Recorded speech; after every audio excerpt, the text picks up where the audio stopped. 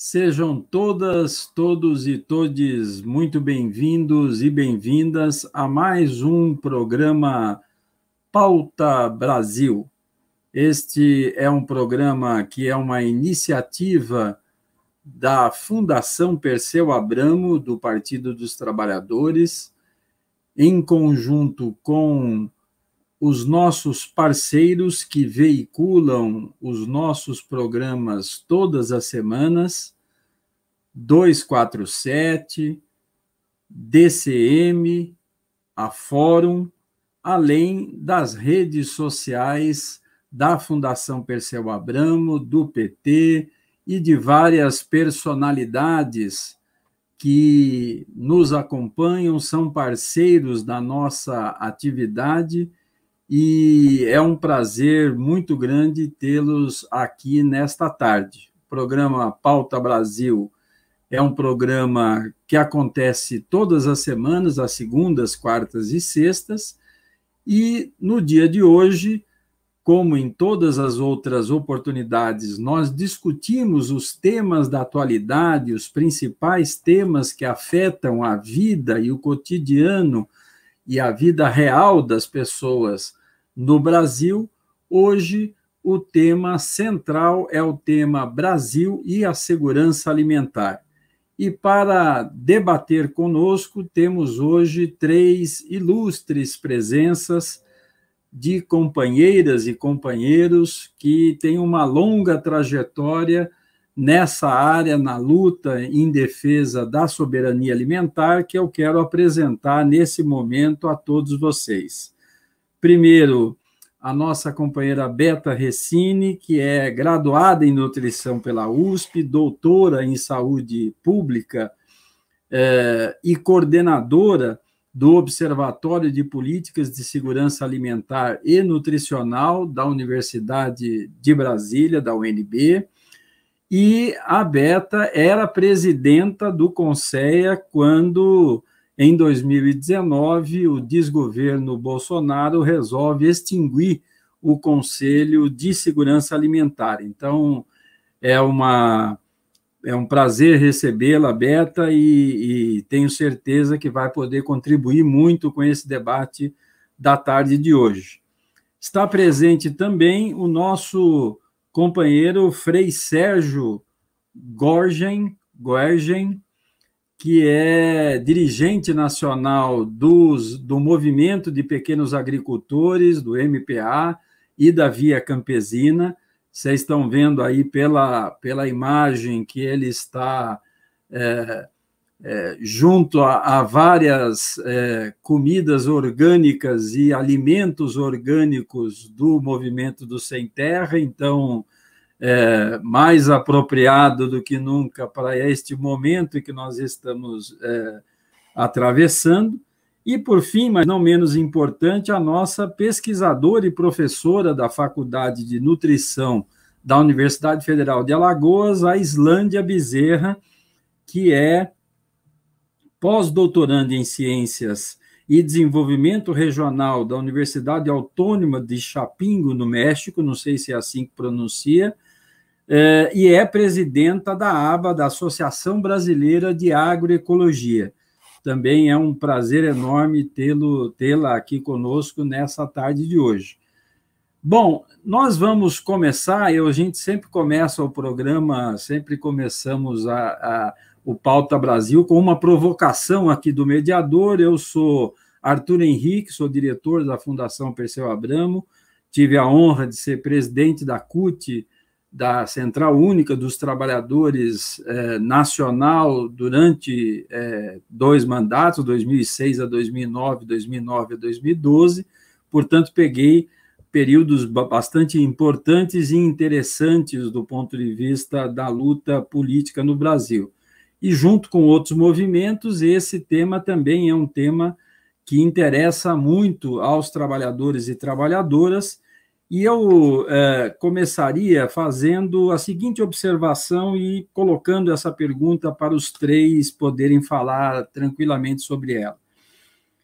Nós vivemos no mundo o que nós chamamos de um conjunto de crises, tá certo? Crises que podem ser enumeradas agora, evidentemente, uma crise sanitária sem precedentes, uma crise ambiental que todos aqui acompanham e sabem dos reflexos disso no campo, na cidade e o que isso causa do ponto de vista da nossa vida, uma crise econômica, que, no caso brasileiro, se agrava com a crise política por conta desse desgoverno que temos, por enquanto, à frente do governo brasileiro, e uma crise alimentar, que tem a ver com a crise econômica, com a dificuldade de renda da população, com o momento em que estamos atravessando, mas também com a necessidade de ter, como o próprio nome diz, políticas públicas que deem acesso ao direito, que deem direito ao acesso a alimentos saudáveis, né, de forma regular e sustentável, e esse tema que podemos considerar como soberania alimentar é o tema central da minha questão. Nós, vivendo esse monte de crises, no caso brasileiro, qual é a situação hoje na visão de vocês e as principais tarefas e desafios que temos para alcançar a soberania alimentar? Quero começar com a professora Beta, depois o Frei Sérgio e depois a Islândia. Professora Beta, por favor, suas considerações iniciais e seja muito bem-vinda. Muito obrigada, Arthur. Agradeço o convite, é um enorme prazer e honra estar junto com vocês, com a Islândia, com o Frei Sérgio, com você, e todos e todas que estejam acompanhando agora ou futuramente. Acho que esse tema, ele sempre foi fundamental na nossa história. Na verdade, não só na história brasileira, mas na história do mundo, né? Desde que a humanidade se organizou, a gente convive com situações de profunda violação de direitos, mesmo quando os direitos ainda não eram formalmente conhecidos, mas a fome é companheira da humanidade. Primeiro porque havia realmente problemas de produção, de lidar, né, com a produção de alimentos, mas a humanidade evoluiu a ponto de nós termos hoje todas as condições de não viver e não naturalizar esse problema. A crise que a gente está vivendo certamente foi agravada pela pandemia, mas no caso do Brasil, e infelizmente também no caso de muitos países da América Latina, da Ásia e da África, esse problema já vinha aumentando, mesmo antes da pandemia. Nós vivemos quase uma década e meia, tanto no Brasil quanto na América Latina, de melhora muito importante no que a gente chama dos índices de segurança alimentar, né? Que é, na verdade, as pessoas terem condições de produzir, de comprar, de comer, etc., a quantidade necessária, mas mais do que a quantidade necessária, a qualidade necessária de alimentos. Mas, principalmente a partir de 2014, 2015, você começa a ter uma mudança desse cenário. Isso está provado em pesquisas, no caso do Brasil, tanto a pesquisa que o IBGE lançou de dados coletados entre 2017 e 2018, e agora 2 pesquisas que foram realizadas em dezembro de 2020, uma pela rede de pesquisa de soberania e segurança alimentar, e outra por um grupo de pesquisa que chama-se Justiça Alimentar, que tem vários parceiros. E a gente já sabia que a situação estava piorando por questões muito óbvias. Com o aumento do desemprego, com a queda do valor do salário mínimo, com a informalidade, enfim, toda essa situação que nós vivemos, tanto pela crise política e econômica, mas pelas grandes reformas que foram feitas, os níveis de pobreza e extrema pobreza no Brasil começaram a aumentar a partir de 2014, 15 e 16. A curva estava assim e, de repente, sobe. Tanto pobreza quanto extrema pobreza. considerando que as famílias de menor renda, elas dedicam grande parte do seu orçamento para a alimentação, porque é algo absolutamente fundamental para a vida, se você está mais pobre, logicamente você vai ter menos condições de ter acesso a alimentos. Por mais que você organize internamente seu orçamento, procurando alimentos mais baratos, etc., tem uma hora que isso não tem mais elasticidade. Então, pelos dados de pobreza e extrema pobreza, já havia indicação que o número da fome estava aumentando. Isso foi comprovado pela pesquisa do IBGE, que coletou dados de 17 e 18, e por essas duas pesquisas que eu falei para vocês. O que acontece? Hoje, nós temos mais da metade da população brasileira numa situação de insegurança alimentar, desde o que a gente chama de leve, que você vai reduzindo o prato, vai reduzindo a quantidade, come um pouquinho menos, depois você já começa a pular uma refeição, etc., até você chegar num estado de insegurança alimentar grave, que é fome, e o nome disso é fome, e nós temos hoje no Brasil 19 milhões de pessoas nessa situação. Esses são os dados de dezembro, talvez a gente tenha até mais que isso hoje, provavelmente porque o auxílio emergencial teve um buraco aí, né, um intervalo entre dezembro e abril, e ele voltou com menor valor. Então, realmente a gente tem uma situação extremamente grave em relação a isso. E pensando no tema da nossa conversa hoje, em relação à soberania, nós estamos vivendo exatamente o oposto, né, do que esse conceito e essa luta dos povos expressa. Você falou no início que hoje a gente está vivendo uma confluência de crises. Essa confluência de crises, ela tem um caráter especial no Brasil, ela tem cores específicas no Brasil, mas nós estamos vivendo também uma conjugação de crises no nível global.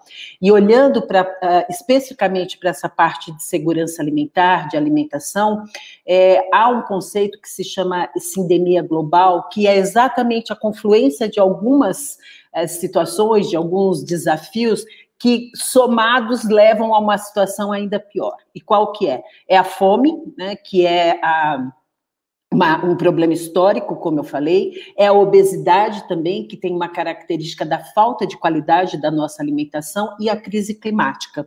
E o importante para nós aqui, se a gente tiver a oportunidade depois de falar um pouco mais sobre isso, está provado que esses três grandes problemas globais têm um determinante comum, que são os sistemas alimentares agroindustriais. São eles que geram pobreza e fome, são eles que geram obesidade, porque eles produzem grãos, que são matéria-prima para alimentos não saudáveis, que são os ultraprocessados, e são eles também que carregam na natureza, na atmosfera, uma quantidade fenomenal de gases de efeito estufa.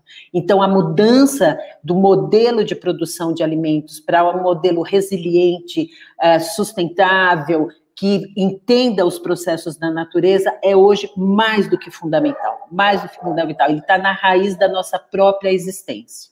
Obrigada. Obrigado, Beta. Muito importante a sua colocação, principalmente de não naturalizar mais de 19 milhões de pessoas passando fome. Frei Sérgio, é com você a palavra, lembrando que esse modelo é também um modelo cheio de agrotóxicos. Então, Frei Sérgio. É verdade, Arthur. Saudação para a tia Elma, saudação para a Beta, para a Islândia, para todos que nos acompanham aí, né? São os internautas. Eu aqui gostaria que fosse chamado de Grêmio Nautas, mas parece que é internautas mesmo, né? E assim, ó, além de termos problemas de alimentação mesmo, você tem razão, Arthur. Temos muita comida envenenada, com altos teores de agrotóxico que poderiam ser extraordinariamente resolvidos, porque nós temos hoje domínio de conhecimento suficiente para fazer uma transição agroecológica em grande escala. Em primeiro lugar, eu acho que a gente, assim, quando a gente fala de soberania alimentar, é dizer de maneira bem simples, para ter soberania alimentar não pode ter ninguém passando fome num país. Um país que tem alguém passando fome não tem segurança, tem soberania alimentar. Todos têm que ter acesso à comida, todos têm comida para todos, é a frase que sintetiza, numa linguagem bem simples, o que é soberania alimentar de verdade, né? Nós falamos que não é só comida, é mais que comida, é alimento. Quando a gente fala em alimento, aí a gente já introduz um conceito de qualidade, a gente inclui um conceito de diversidade, a gente já inclui um conceito de alimentação não transgênica, alimentação sem venenos, ou com uma qualidade. Inclusive, hoje a gente discute muito, né, o tipo de solo que vai produzir que tipo de alimento, então um solo mineralizado, um solo não contaminado, um solo preservado. É isso, esse é o desafio.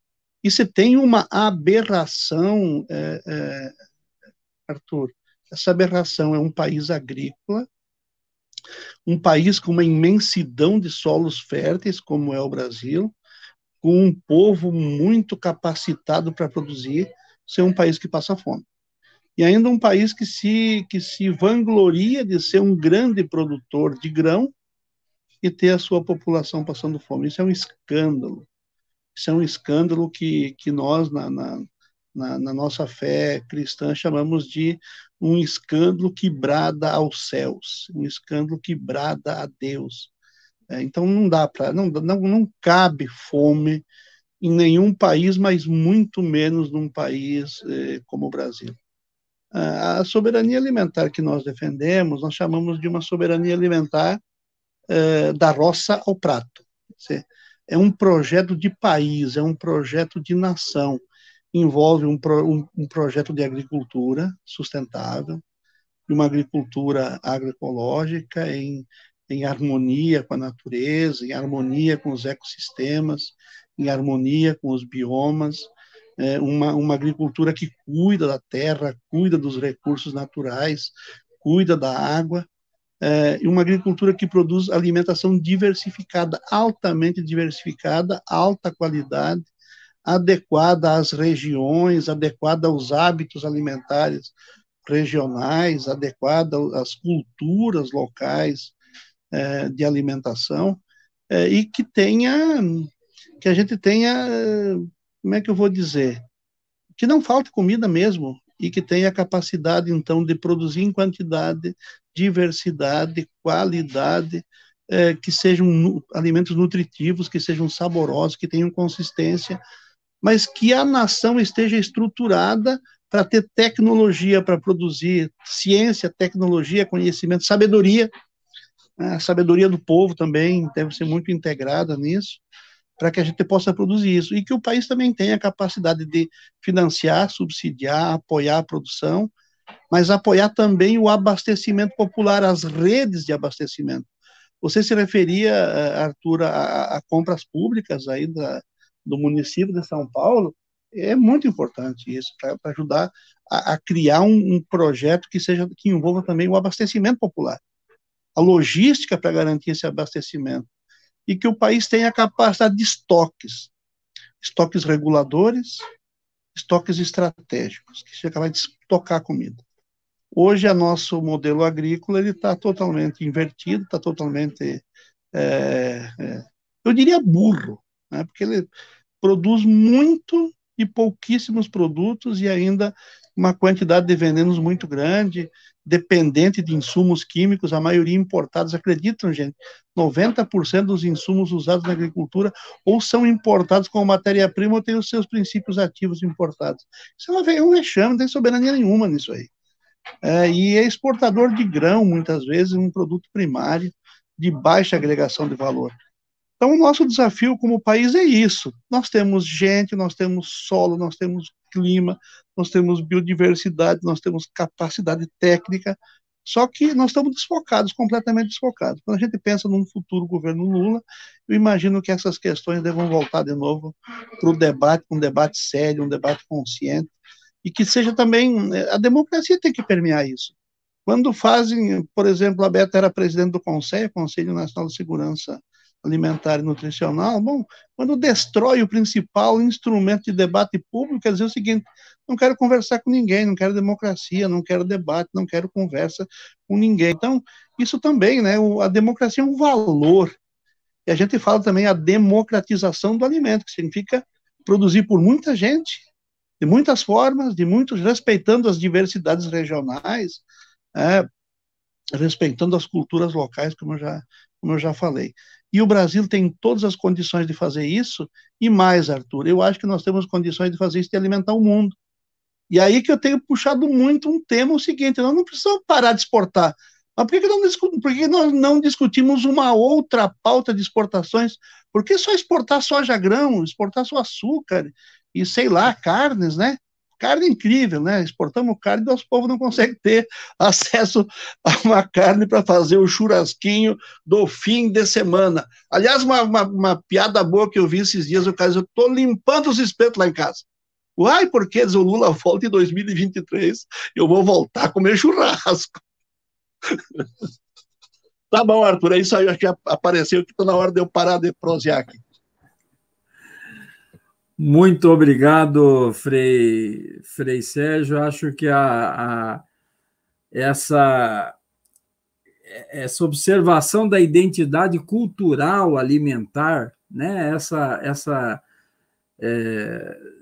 Esse respeito à diversidade, a forma de viver do povo de cada uma das regiões do país é muito, muito importante, muito interessante. E essa frase, estamos falando de alimento e não de comida, mostra bem qual é a diferença daquilo que a gente está debatendo neste tema.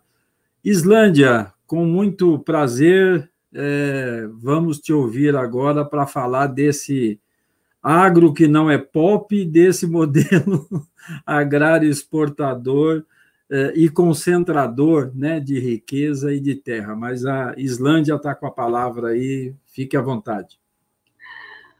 Muito obrigada, Arthur. Eu acho que começar celebrando, né? Celebrando esse momento, essa oportunidade desse encontro aqui, em meio a tantas notícias ruins, né? Tantas coisas que são tantas frentes que a gente está tendo que ocupar, né? Para poder levar a vida com mais leveza, mas está difícil, né? Está difícil. E o próprio tema, ele não é um tema fácil, né? Mas aí, eu sendo otimista e também sendo realista, né, parafraseando o nosso querido intelectual, né, quem é que está dando essa resposta, né, a essas crises, a essas várias crises? A Beta falou do fenômeno, né, da sindemia global, que é essa concomitância, né, de pandemias associadas. A gente já se fala de sindemia covídica, né, porque não é só a pandemia da Covid que tá matando as pessoas, né, os brasileiros, as brasileiras, está matando de fome, né, o desemprego, a pouca comida ou a má alimentação. Então, são questões, né, que estão sendo trazidas à tona, e como Beta muito bem nos resgatou, elas não são de hoje, né? Elas são de algum tempo atrás. E quem é que vem dando as respostas, né? As respostas, quem vem dando são os sistemas alimentares, né, que a gente está chamando aí da possibilidade de potencializar sistemas alimentares sustentáveis e saudáveis, né? A partir de uma outra perspectiva produtiva, mas também a partir de uma outra perspectiva de relação com a própria vida, como o Frei Sérgio traz, né? Que é a agroecologia.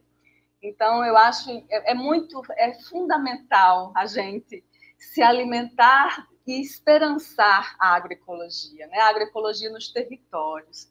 Quando você fala assim, né, quais são os principais impactos, né, das várias crises, aí são essas, né, as próprias violações, as violações do próprio direito humano a se alimentar com comida de verdade, como a gente chama, né? O Frei aí está aí nesse lugar super privilegiado, e essa produção de comida de verdade veio de onde? Veio de vários territórios, de territórios que preza por uma relação de respeito à própria vida, né? E é a agroecologia que vem respondendo a isso.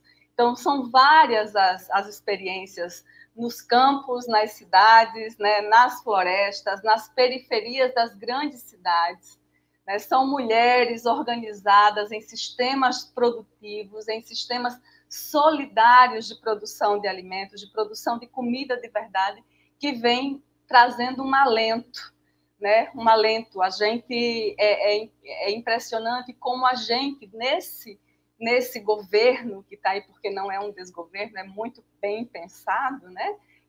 É a própria necropolítica, a materialização da necropolítica em várias frentes, não só com o negacionismo, né, a crítica à construção da ciência, das evidências científicas que comprovam, né, como essas crises vêm sendo agravadas em função dos sistemas alimentares, né, de produção industrial, como a Beta já mencionou. Então, essa redução de habitats, a destruição da natureza, ela tem um impacto nas nossas vidas. E está comprovado em estudos desde 2007, né? Se fez um compilado comprovando que a redução dos habitats naturais potencializa, né, o surgimento de vírus, de bactérias, mas, sobretudo, vírus que são altamente letais. Então, a agroecologia é exatamente esse enfrentamento, né? O enfrentamento que os territórios, as comunidades indígenas, os territórios das comunidades quilombolas, os territórios das mais diferentes identidades sociais, dos segmentos sociais, que estão respondendo positivamente com uma produção e um consumo de alimentos que promove a saúde, né? Então, como resposta à soberania alimentar, a gente precisa pautar a questão da democratização do acesso à terra, né? E eu acho que o Frei tem muito mais propriedade para falar sobre isso, porque se a gente não potencializa, né, não cria novos territórios, não apenas fortalece esses que já existem, que estão sendo violentamente, né, impactados por políticas de aprovação de novos resíduos de agrotóxicos, foram mais de 1.000 de 2019 para cá, né? A destruição das instâncias de controle social, como o Frei Sérgio também mencionou, que foi a extinção do Conceia, 2 de janeiro. Gente, é muito simbólico, não é só porque não quer conversar sobre isso, né? É porque simplesmente o que essa instância de controle social, dialogando, né, população, sociedade civil organizada e governo, materializando políticas públicas importantes, como alimentação escolar, como o Programa de Aquisição de Alimentos, o PAA, né? São essas políticas, essas estratégias de combate à fome, de redução de pobreza que foram, né, literalmente extintas, para além de outras frentes que também o Conceia vinha debatendo, né? Então, assim, pensar em soberania alimentar, a gente amplia muito, né, a própria concepção que se tem, não apenas do conceito político, que é muito político, mas a gente amplia também para outras dimensões da vida a soberania alimentar, né? Quando o Frei diz assim, a gente precisa identificar a nossa comida, né, a nossa alimentação, ter uma referência cultural sobre isso, é muito importante. Mas também é muito importante questionar, né, esse modelo que vem fazendo com que a natureza seja destruída, né, os nossos, enfim, as nossas esferas vitais que nos alimentam cotidianamente, que vêm sendo violadas.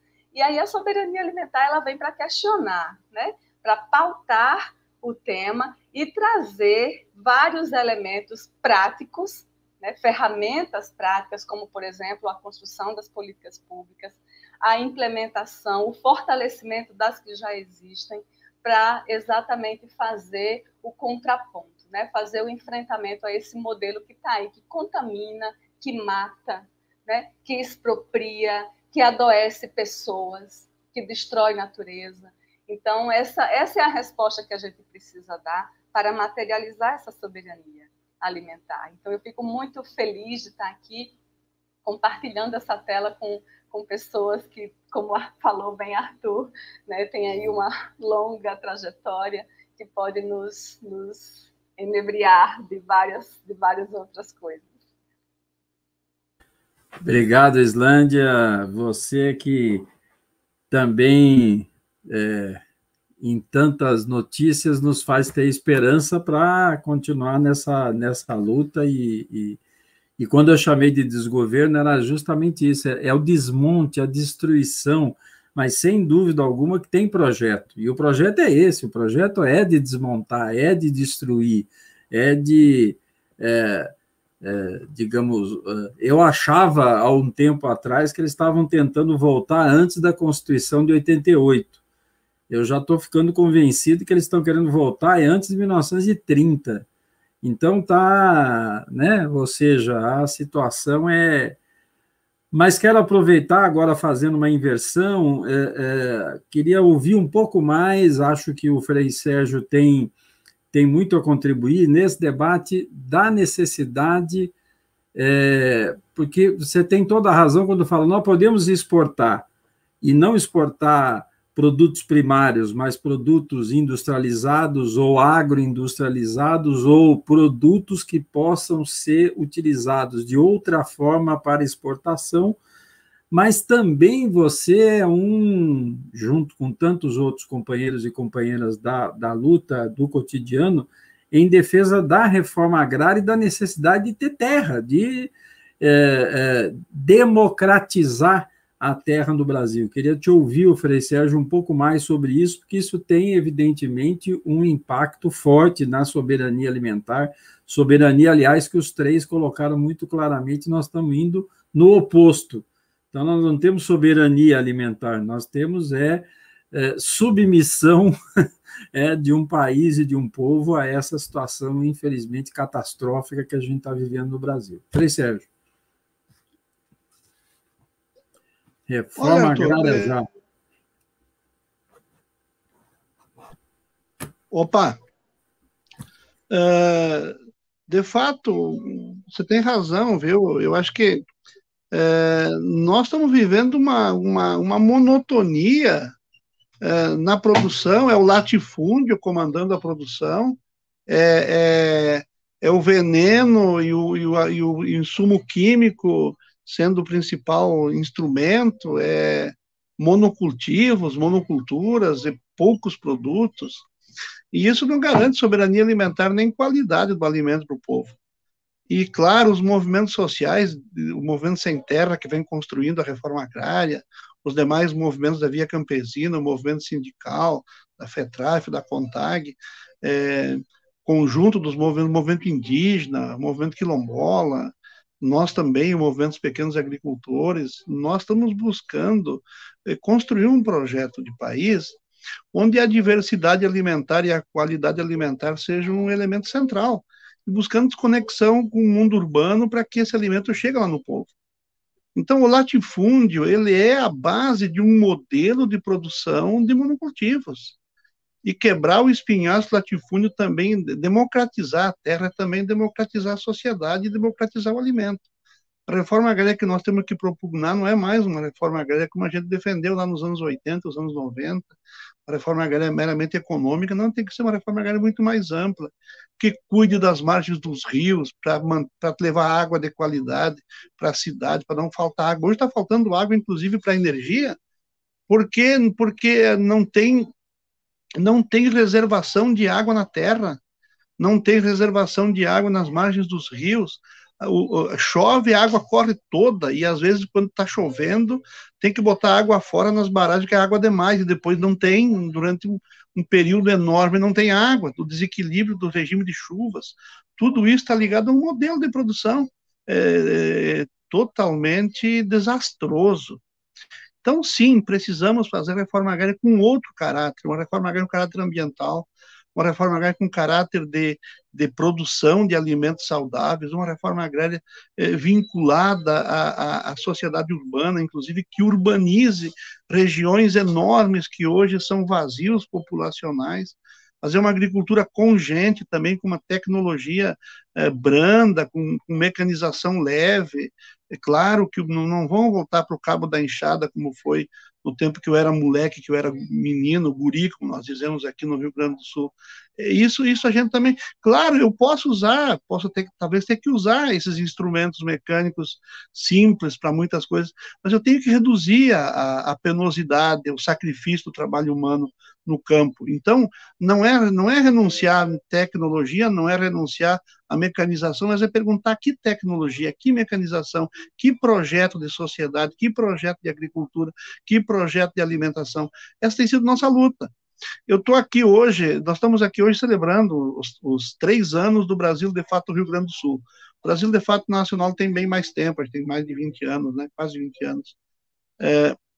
Mas o Brasil de Fato aqui, nós estamos estadualizando essa estrutura comunicativa, e eu estou celebrando aqui no Armazém do Campo, que é uma tentativa fortíssima do MST de levar alimento saudável até a população urbana.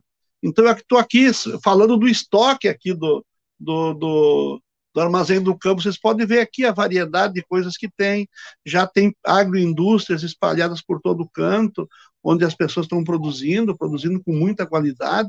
Mas também é verdade, viu, Arthur, e Beta, e Islândia, é rara a semana que não recebo a ligação de uma empresa exportadora de alimentos perguntando: vocês têm milho orgânico para vender? Vocês têm trigo orgânico para vender?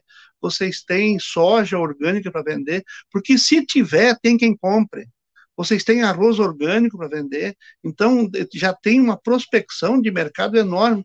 E a gente tem pouca estrutura, pouco recurso, pouco meio, pouca logística, pouca capacidade produtiva, porque não tem apoio para isso. O apoio vem todo para a soja. Até o Pronaf hoje está concentrado 80% na soja e no milho. Por quê? Porque os instrumentos que estavam se criando, há muito sacrifício, muito lento. Eu tenho muitas críticas, viu, Arthur? Principalmente aos governos de 2010 em diante, nessa questão, quando nós tínhamos que estar passando por uma nova geração de políticas para nós avançar poderosamente para a agroecologia, tivemos uma inversão. A nossa crise começa em 2014, mas de 2016, nós íamos virar esse jogo internamente, já estávamos virando, mas de 2016 para cá desmontou tudo. Você tem razão. Desmontou o MDA, desmontou o programa de aquisição de alimentos, estão desmontando o PNAE agora, o programa de alimentação escolar, desmontaram o Pronaf como instrumento do povo, desmontaram a assistência técnica, sabe, estão desmontando todas as políticas públicas de apoio, o programa de agroecologia também. Então, esta realidade que está acontecendo aqui entre nós, essa realidade duríssima de não ter apoio para a produção de alimentos. E qual é o resultado disso? Olha, mesmo sem a pandemia, nós teríamos fome. Nós cantamos a pedra em 2017. Vamos voltar ao mapa da fome. O INPA fez um documento na época. Por quê? Porque foi reduzindo a área plantada. Foi reduzindo, e são dois efeitos. Eu já estou encerrando, Arthur, porque já vi que apareceram os rostos lindos aí da Beta e da Islândia, como é hora de eu sossegar o pito aqui. Então, mas assim, ó, nós temos 2 efeitos disso. Primeiro, fome, porque está faltando produção. Segundo, inflação dos alimentos. A fome talvez sensibilize mais quem sente fome e quem tem coração, quem tem humanidade. Agora, a inflação dos alimentos pega inclusive a classe média, que muitas vezes é insensível com a dor do povo. A inflação dos alimentos é brutal. E a inflação tem o chamado choque de demanda que os nossos economistas dizem. A demanda é baixa. Por quê? Porque a estrutura produtiva e de armazenagem foi desmontada, desastrosamente desmontada. Então, nós vamos recuperar tudo isso num próximo período aqui. A nossa luta vai ter que ser essa. Muito bom, Frei Sérgio, obrigado pela sua contribuição, e passo imediatamente para a Islândia falar e pegar esse gancho da questão do modelo, e a Beta já tinha falado da renda, quer dizer, com desemprego, com terceirização, com medidas contra os trabalhadores, com esta situação que nós estamos vivenciando no Brasil. Imagine... a gente está assistindo isso, cada um que vai no supermercado, ou no mercadinho, ou na feira, ou o seu recurso, que já, o parco recurso que ele tem já não dá para comprar aquilo que ele comprava antes. Mas eu queria que a Islândia também, se puder, na sua fala, falar um pouco sobre o papel da educação. Você não acha também que essa questão da agroecologia é um assunto fundamental para as escolas, para o início, né? Estou falando mesmo de começar ali desde o... eu hoje vejo, por exemplo, exemplos de crianças ensinando os pais em relação a jogar lixo na rua. É muito comum isso a gente assistir, por exemplo, aqui em São Paulo. Então, será que a gente não consegue, ou não teria também que colocar isso como uma questão fundamental? Islândia. Ai, minhas deusas! Com certeza, Arthur, com certeza, né? Porque, assim, quando a gente fala da educação, a educação né, primária, a educação do ensino fundamental, é inevitável você não falar das questões ambientais, é inevitável não falar todas as matérias, eu acho, inclusive, né? Mas vocês já pararam para pensar quem é que está nas escolas? Quem é que está nos livros escolares? Né? Qual é o projeto que está lá? É o projeto do agrinho, é o projeto do agronegocinho que está na escola. Inclusive, tem um movimento, né, recentemente não, ano passado, com a pandemia,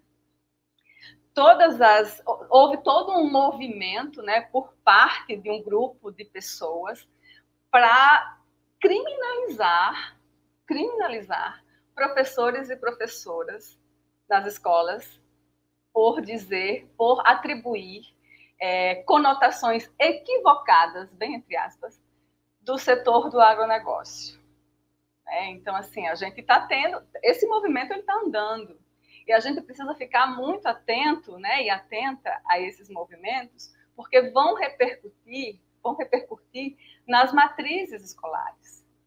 Então, assim, a gente, enquanto agroecologia, né, enquanto Associação Brasileira de Agroecologia, mas outros coletivos, a própria rede brasileira, né, de pesquisadores e pesquisadoras em soberania e segurança alimentar, pauta a questão da agroecologia, da produção e o consumo de alimentos saudáveis, né, e a gente, enquanto escola, enquanto universidades formadoras, né, a gente traz minimamente algumas ações. Mas o que a gente tem efetivamente de investimento, como fala o FEI, né, o FEI Sérgio? Não é só no campo das políticas públicas, não é só no campo do desmonte, é no campo também dos investimentos. Afinal de contas, essa ciência que a gente produz, ela está servindo a quem, né? Então, é aquela velha máxima. Essa produção de conhecimento, ela está servindo a quem historicamente vem sendo oprimido, né? Historicamente vem sendo oprimidas são as mulheres quebradeiras de coco que estão tendo acesso a um processo de ultra tecnologia high-tech, né? Para poder potencializar aí a sua atividade, né? De extrativismo. Não! A gente tem que fazer uma crítica, tem que olhar para o lugar que a gente ocupa, de verdade, né? Então, a própria produção de alimentos, a exportação de commodities, né, de grãos voltados à exportação, como milho, soja, né, transgênicos, elas voltam para a gente, e eu não chamo de alimentos, eu chamo de produtos comestíveis, né, porque alguns nem deveriam ser chamados de alimentos, e elas também estão nas escolas. Esses alimentos... Esses produtos comestíveis, os chamados alimentos ultraprocessados, que é o termo da classificação que está no nosso Guia Alimentar para a População Brasileira, que ano passado sofreu um enfrentamento ferrenho do setor do MAPA, o Ministério da Agricultura, Pecuária e Abastecimento solicitou a revisão desse guia alimentar. Não por acaso, porque o guia traz de uma forma muito clara, né, de uma forma muito objetiva, o princípio das escolhas, das boas escolhas alimentares, né? Para profissionais de saúde, mas também para a população em geral. Por isso, guia brasileiro, né? Guia alimentar para a população brasileira. E esse instrumento de formação, de instrução, de orientação, ele também vem sofrendo, né? Algumas violências, eu diria violações mesmo, né? São termos técnicos. São estudos científicos do mundo inteiro, de pesquisadores e pesquisadoras do mundo inteiro, que estão sendo questionados pelo modelo de produção, por este sistema de produção alimentar industrial, né? Então, assim, como eu falei no início, são muitas frentes que a gente precisa ocupar e mostrar que existe, sim, outra possibilidade. Se a gente tiver a democratização do acesso aos meios de produção, a gente é, sim, capaz de produzir comida de verdade para todo mundo, a um preço acessível, né? Mas o que a gente tem nesse movimento, nessa direção? Nada. O pouco que a gente tinha caminhado, a gente está tendo aí graves retrocessos. E isso, Arthur, é muito importante você trazer, né, você questionar o papel da educação, porque essa educação que a gente tem, mas não é só nas escolas, é também em casa, né? É também na pracinha, quando parar a pandemia, que a gente voltar a se encontrar e aglomerar, né? Essa educação cotidiana do comer, né? Peraí, que tipo de alimento, de produto, né, de comida eu estou pondo nesse meu território, né, nesse corpo ao qual eu habito? Por que eu faço isso? Aí a gente vai ter outros enfrentamentos, né? A gente tem questões aí da indústria de alimentos, da indústria de ultraprocessados, os chamados produtos comestíveis, né, que investem pesado em comerciais, em promoções, em investimentos em novos produtos, né? Então, assim, a gente é bombardeado todos os dias, né? Na TV, nos dispositivos eletrônicos, seja computador, celular, por uma falsa propaganda, né? De algo que é saudável. Recentemente, o IDEC produziu aí um material que é fantástico sobre a presença de agrotóxicos, inclusive nesses produtos comestíveis. Então, vejam, esse sistema de produção alimentar industrial que contamina a água, solo, destrói a natureza, destrói a nossa saúde, mata pessoas, né? Também está presente e volta nos chamados produtos comestíveis. Então, assim, é algo muito importante a gente trazer para esse debate, né?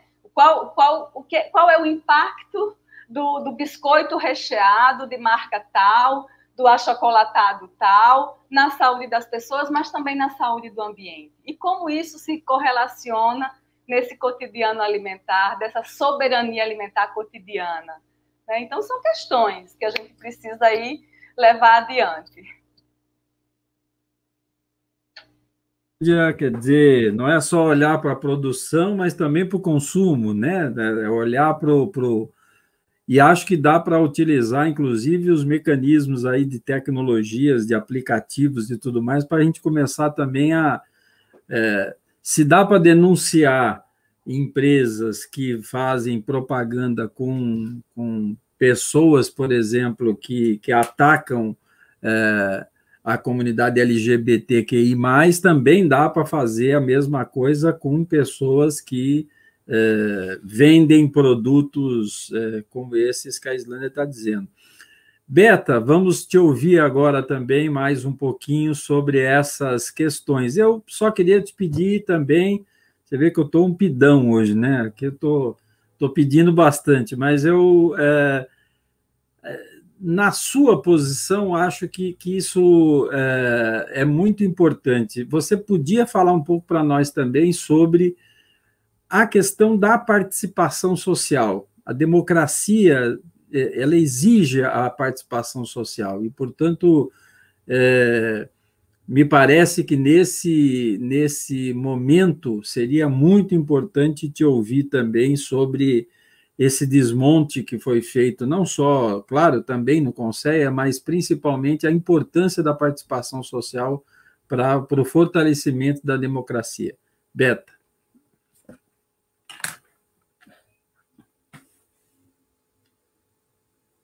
Acho que o seu agora eu consegui, eu não estava conseguindo. Gente, é muita coisa para falar. Eu estava aqui anotando e tinha colocado mesmo esse aspecto da participação social. Eu queria fazer só 2 comentários antes. Um é sobre esse alerta que a Islândia falou a respeito da presença dessa narrativa do agronegócio nas escolas. Eu acho que isso é algo que nós precisamos prestar muita atenção. Há poucos meses veio a público uma iniciativa que é de olho no material escolar, né, e não é uma similaridade aleatória, onde o agronegócio se organizou para incidir nos conteúdos dos livros escolares. Eles estão com uma estratégia extremamente bem organizada, não lhes falta nem pessoas, nem recursos, então é importante a gente perceber isso. Já há uma nítida alteração, não só por causa disso, mas também por conta de uma agenda extremamente conservadora de valores, a mudança já observada ao longo dos anos nos editais dos conteúdos dos livros escolares. Então, é importante a gente pensar isso, porque eles estão atuando na geração de valores e de concepções de mundo e de narrativas. Nós precisamos ser muito mais eficientes e muito mais claros para comunicar para a sociedade como um todo, exatamente o que nos parece importante e os riscos, né, que esse tipo de modelo de produção gera na saúde das pessoas, na saúde do planeta, na distribuição de renda e etc. Isso é muito importante. Para mim, eu realmente acho que esse é um dos temas atualmente mais prioritários, porque é a questão da narrativa. Você está captando mentes e você está dentro das escolas. Então, isso é, para mim, algo muito importante de se prestar atenção e, mais do que isso, de se atuar.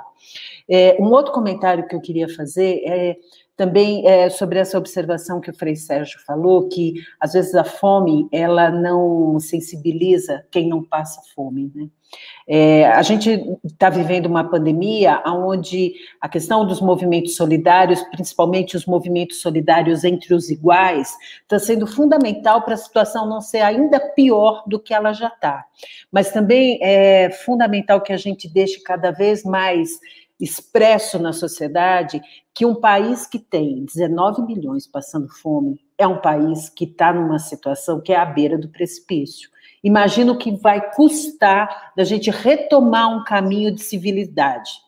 Porque a fome, ela é o pico do iceberg da desestruturação da capacidade de organizar a vida das pessoas. Uma pessoa com fome, ela gera não só consequências para si, para sua família, para nada disso, ela gera consequências para o país como um todo, para a sociedade como um todo. Então, a fome é um problema nosso, não é deles, é nosso. E é importante pensar isso. É muito importante, porque não há país que se reerga com esse tamanho de miséria que a gente está vivendo. E, por fim, em relação à questão da participação social. Como a Islândia também mencionou, a extinção do Conceia no dia 1 de janeiro, não foi no dia 2, foi no dia 1, foi a primeira medida provisória que foi assinada, porque foi a medida provisória que trouxe a reestruturação do governo federal, da estrutura administrativa do governo federal, e tinha entre os seus itens algo que não deveria existir, porque nenhuma medida provisória pode alterar uma lei, mas foi o que aconteceu. E dentro dessa medida provisória estava a extinção do Conceia. A extinção do Conceia significou a desestruturação de um processo muito virtuoso que estava acontecendo, que era a articulação de diferentes setores de governo para lidar com um problema tão complexo como a alimentação. Como a gente conversou agora, hoje, nessa sessão, a alimentação não é só produção, ela não é só consumo, ela não só é abastecimento, ela não só é o aspecto material, mas ela também é o aspecto imaterial, é a cultura, é o conhecimento, é o patrimônio que nós acumulamos enquanto país, enquanto humanidade.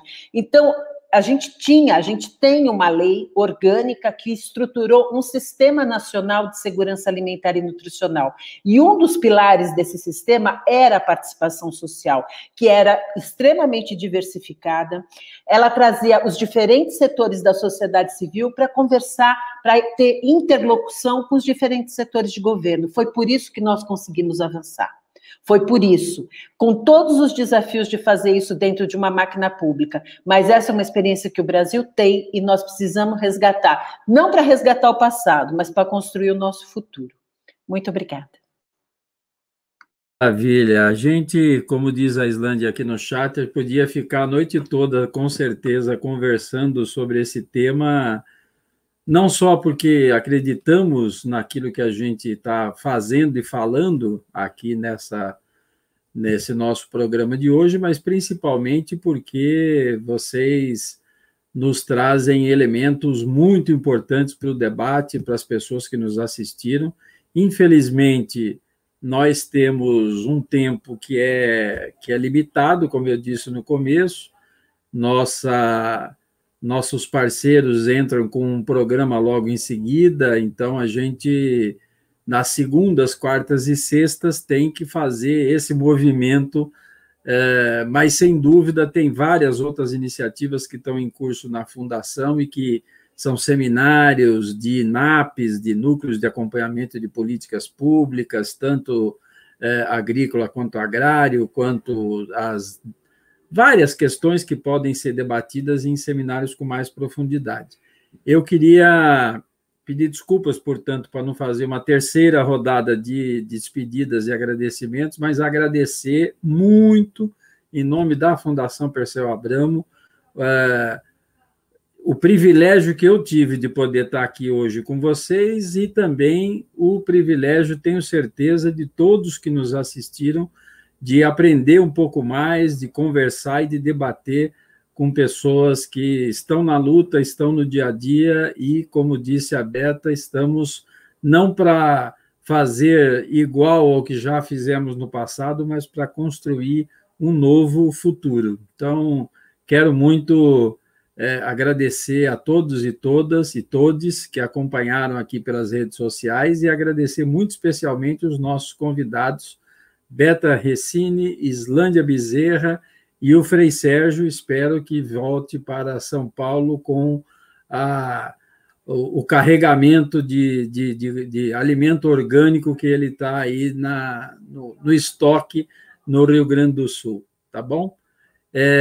Agradeço a todos vocês que puderam nos acompanhar e agradeço finalmente o 247, DCM, Fórum, a TVT e as redes sociais da Fundação Perseu Abramo, do PT, do Lula, da Dilma e de todas aquelas do Haddad, de todos os companheiros e companheiras que nos acompanham.